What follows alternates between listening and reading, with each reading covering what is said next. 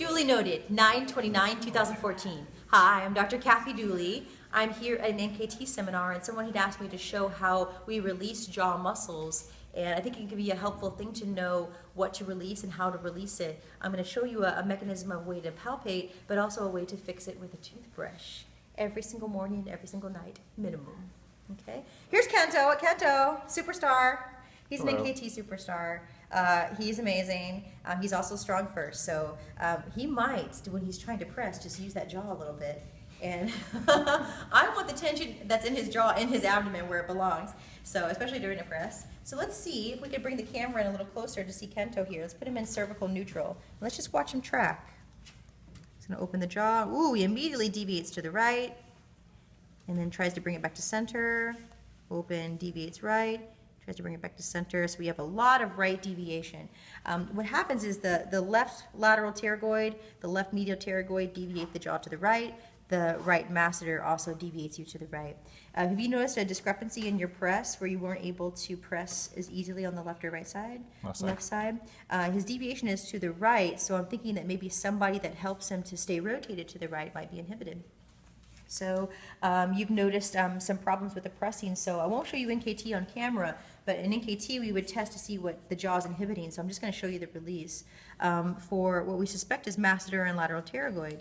And if that were the case, we'd look for some tender spots on the masseter. Any tender spots? A little bit. Right through here.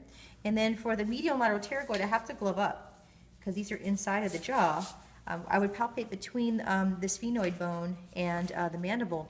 The mandible is here, the sphenoid is very deep, and as we can see here, his ear is here, his angle of the mandible is here. Ear, angle of the mandible. The medial pterygoid goes down towards the angle, the lateral pterygoid goes up towards the ear. So I give the mouth the peace sign, basically, and that shows me the direction of force that I need to go into.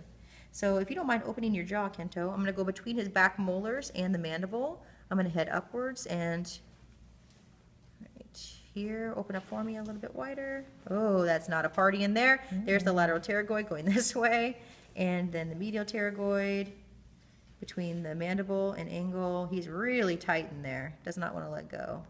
You can see his eyes trying to search for what the heck is she doing in my mouth? This way. Right? So his lateral pterygoid actually feels like a little bit of a tight, oh, he gives me the wincy face on the lateral pterygoid. So in order to release that, I need for him to depress the jaw, deviate to the right. That's going to shorten it up.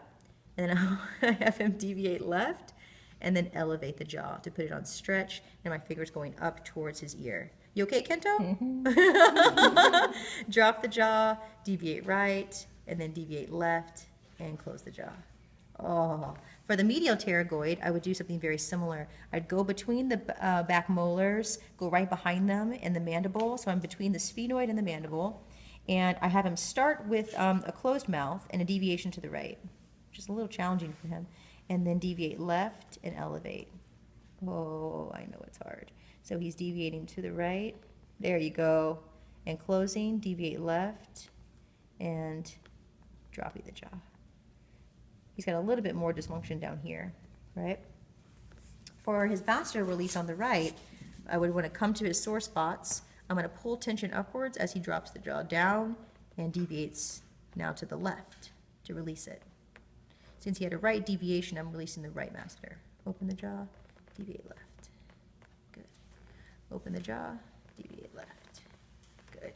So in NKT, I would have found what these muscles were inhibiting, but we can just look at jaw tracking to see if his jaw tracks differently now. So open. Oh, now he's deviating too much to the other side.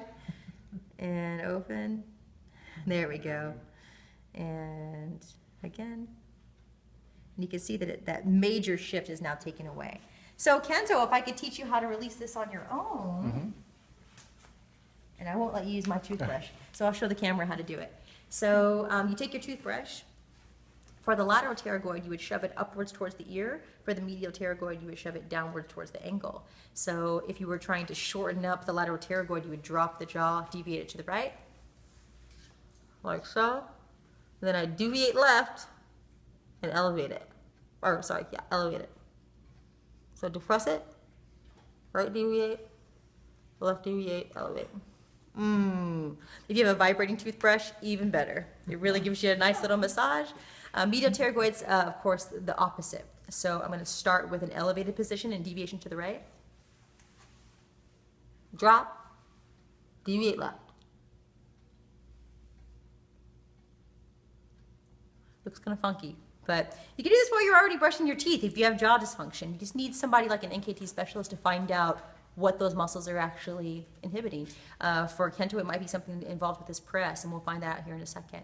But maybe don't go releasing just for the sake of releasing. Find out what these muscles are inhibiting. Dr. Kathy Dooley, I'll see you next time.